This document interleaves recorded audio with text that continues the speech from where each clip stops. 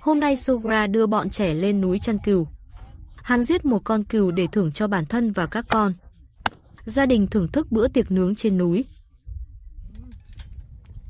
Sáng nay, Sogra đang đi giày trong sân, chuẩn bị cho một ngày bận rộn. Không phải đi câu cá, hái lượm hay săn bắn, mà là đưa bọn nhỏ cùng nhau lên núi chăn cừu. Tất nhiên, không phải tất cả bọn trẻ đều đi theo. Fatima và Asin ở nhà lâu rồi, vừa vặn nhân cơ hội này lên núi hoạt động. Zainab cũng sẽ đi theo. Những đứa trẻ còn lại ở nhà lo việc nhà, chăm sóc cừu con, đảm bảo mọi thứ trong nhà đều có trật tự. Zainab dẫn con lừa ra sân, bắt đầu lấy vật tư sinh hoạt cần thiết ngày hôm nay, đặt từng cái một lên. Đi chăn thả cần chuẩn bị dụng cụ nấu ăn, thực phẩm, nước uống và một số công cụ cần thiết đơn giản. Tất cả đều là một ngày, vật tư không thể thiếu trên núi.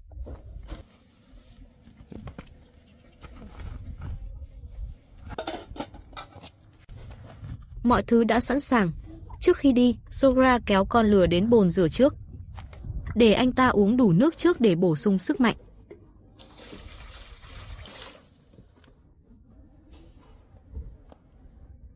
Đàn cừu bắt đầu lần lượt bị đuổi ra khỏi chuồng cừu. Chờ lừa uống đủ nước, Sogra dẫn lũ trẻ đi chăn cừu, đi về phía sườn đồi. Thời gian gần đây, Sogra thường xuyên đưa Zainab đi câu cá, thu thập những chuyến đi dài hạn cộng với những con đường núi hiểm trở, làm cho đầu gối của anh ấy bắt đầu đau. 2 ngày trước phải đến bệnh viện một chuyến. Bác sĩ bảo anh ta trong thời gian này nên tránh các hoạt động vất vả, nếu không sẽ làm nặng thêm tổn thương khớp gối. Ngược lại, chăn thả là một công việc tương đối dễ dàng. Những con đường núi chăn cừu chủ yếu chạy dọc theo sườn đồi, tương đối phẳng, nhịp điệu thư giãn và những đứa trẻ giúp chăn cừu.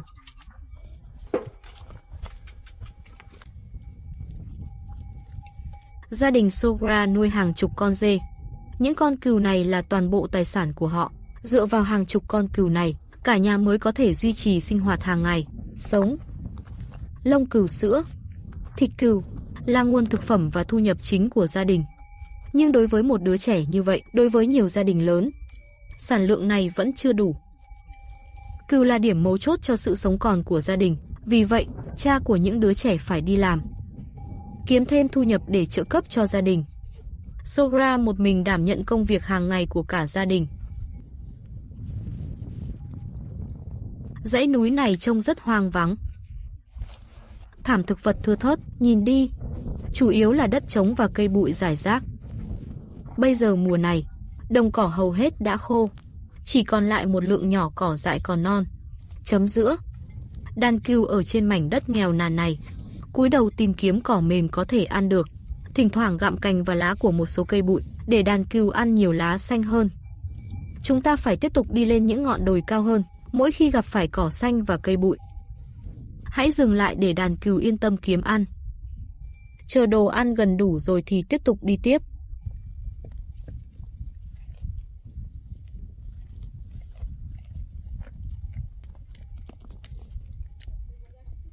Thế thôi, Sogra dẫn lũ trẻ đi chăn cừu, dừng lại và đi tất cả các cách. Ngay lúc này, Á Tâm do giày quá chật, đi bộ lâu đã bị mòn chân rồi. Đau quá, gần như không đi được. Sogra dừng lại ngay lập tức. Không tiếp tục nữa, hãy để Fatima mang đàn cừu về. Sogra sẽ nghỉ ngơi ở đây, làm bữa trưa, để cho Á Tâm nghỉ chân một chút, cũng để mọi người bổ sung sức mạnh.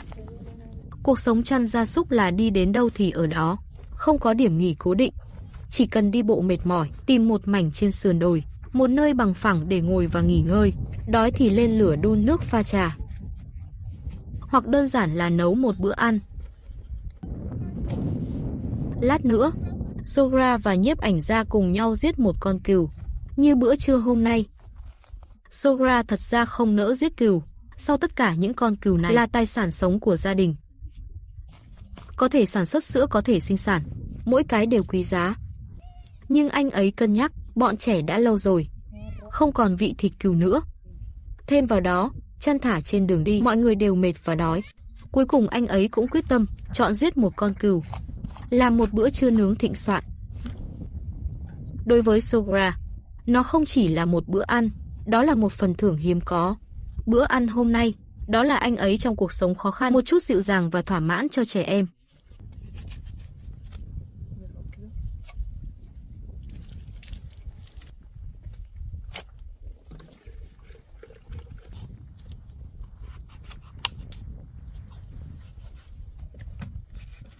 Bận rộn một chút, Sogra cắt xong cả con cừu. Động tác rất thành thạo. Tiếp theo là chuẩn bị nấu ăn. Hắn đặt cái chậu lên đỉnh đầu, giữ thăng bằng chậu bằng một tay. Tay kia cầm xô nước.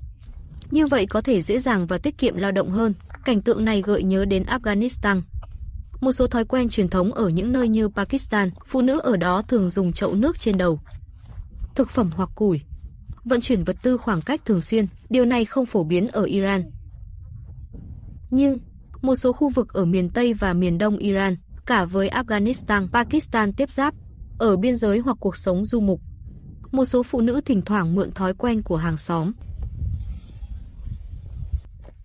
Sớm thôi, Sogra tìm thêm củi khô.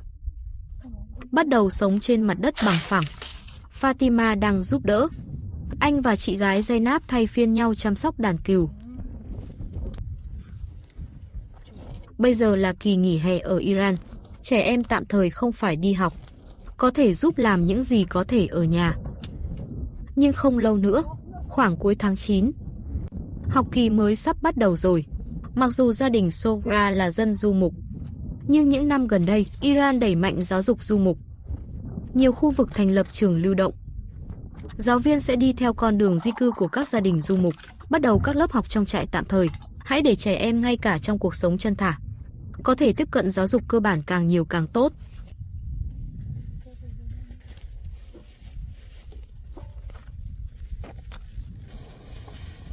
Sogra lấy ra khỏi nhà. Cà chua mang đến được làm sạch trước khi gọt vỏ. Chuẩn bị cho phần nấu tiếp theo. Cuộc sống của người du mục mỗi ngày giống như một chuyến dã ngoại. Chăn thả trên núi quanh năm. Nồi, đồ dùng nấu ăn và nguyên liệu đơn giản hầu như không bao giờ rời khỏi cơ thể. Sogra hét lên Zainab, bảo anh ta mang một hòn đá về, thuận tiện dùng để dựng xiên nướng sau, hoặc hỗ trợ nồi.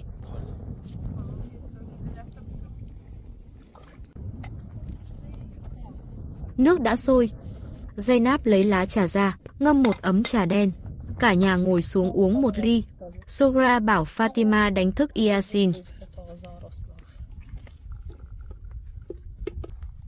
Tiểu Á Tân Trịnh ngủ ngon ngọt, dường như không muốn bị làm phiền chút nào.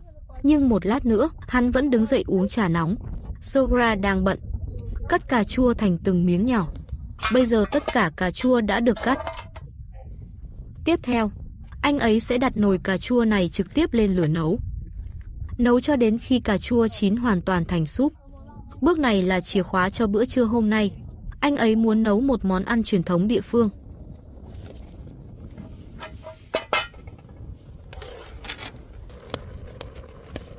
Lát nữa, cà chua trong nồi đã bị luộc mềm hỏng rồi. Sogra lấy gạo ra. Sau khi rửa sạch sẽ đổ trực tiếp vào nồi, trộn với nước súp cà chua. Bây giờ rắc một lượng muối vừa phải. Nêm gia vị cũng có thể cân bằng độ chua của cà chua. Thêm một muỗng bột nghệ nhỏ nữa, tăng hương vị của cả nồi cơm hầm cà chua. Ngôi sao nhỏ đột nhiên đến thiên nhiên, xoắn cơ thể. Anh ấy luôn là bầu không khí trong nhà. Chỉ cần vui vẻ, anh ấy có thể xoay nó bất cứ lúc nào. Bất cứ cơm hầm cà chua nấu chậm trên lửa. Sau đó Sogra đốt một đống củi khác, chuẩn bị bắt đầu nướng thịt cừu. Đây là một điểm nhấn khác của bữa trưa hôm nay. Đây cũng là thời điểm mà trẻ em mong đợi nhất. Không phải cái này, không phải cái này.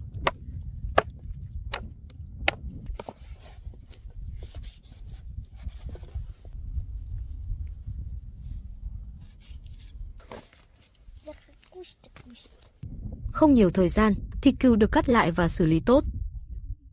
Tiếp theo, bắt đầu sâu từng miếng thịt cừu lên nhãn thịt nướng. Sogra để lại gan cừu cho Tiểu Á Tâm, bởi vì anh ấy còn trẻ, răng không đầy đủ. Người du mục thường rất thích thịt nướng, đặc biệt là thịt nướng. Đây là thói quen ăn uống của họ, đó cũng là một truyền thống ăn sâu vào văn hóa. So với các phương pháp nấu ăn đòi hỏi nhiều nước như hầm, thịt nướng thích hợp hơn cho cuộc sống hoang dã và di cư. Ở Iran, thịt nướng gần như là linh hồn của văn hóa ẩm thực du mục. Khi thịt cừu nóng hổi trên lửa than, một mùi thơm nồng nặc trong không khí. Sóng nhiệt của lửa than và hương thơm thịt đan xen vào nhau, khiến người ta không nhịn được nuốt nước miếng. Không lâu sau, thịt cừu cuối cùng cũng được nướng xong. Lúc này, cơm hầm cà chua trong nồi cũng đã chín hoàn toàn rồi. Mở nắp nồi ra, không khí nóng kèm theo hương thơm nồng nàn. Để làm cho nồi cơm này thêm hương vị, Sogra có chút gì làm cho hương thơm gạo đậm đà hơn, hương vị mượt mà hơn. Như vậy kết hợp với chuỗi thịt cừu thơm cháy vừa nướng xong, đó là một món ngon hiếm có trong công thức nấu ăn của người du mục. Bận rộn nửa ngày, cả nhà cuối cùng cũng có thể thưởng thức bữa ăn này, bữa ăn dã ngoại thịnh soạn. Trong mắt người ngoài, cuộc sống du mục có thể rất khó khăn. Người trung niên chăn thả trên núi, săn bắn, chưa bao giờ biết thế nào là an toàn và thoải mái. Nhưng đối với gia đình Sogra, cuộc sống này tuy vất vả nhưng không hỗn loạn. Họ sống một cuộc sống không ổn định. Họ cũng hiểu, tìm kiếm hương vị của cuộc sống trong vất vả. Ăn trưa xong, họ dọn sạch nồi và bát, chuẩn bị đưa cừu đi tiếp. Tiếp tục theo nhịp điệu của thiên nhiên.